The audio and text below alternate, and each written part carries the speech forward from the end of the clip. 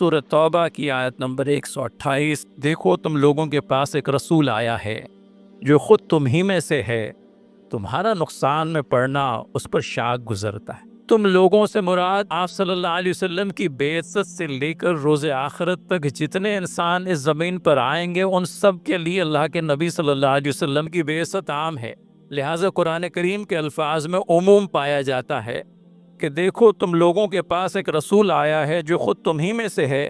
تمہارا نقصان میں پڑنا اس پر شاک ہے۔ تم کسی نقصان میں پڑ جاؤ یہ اس پر بڑا گرا گزرتا ہے، وہ تمہارے فائدے کا حریص ہے۔ آدمی کو لالچ ہوتی ہے دولت سے، آدمی کو لالچ ہوتی ہے عہدے سے، جاہ و چشم سے۔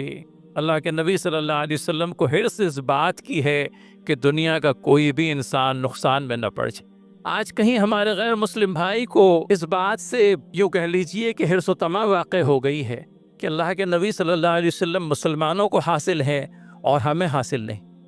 اب ہم کہیں جا کر کے ان کو بتائیں کہ اللہ کے نبی صلی اللہ علیہ وسلم تو تمہارے لیے بھی رسول اور نبی کا درجہ رکھتے ہیں، جس طرح سے وہ مسلمانوں کے نبی اور رسول ہیں تمہارے بھی نبی اور رسول۔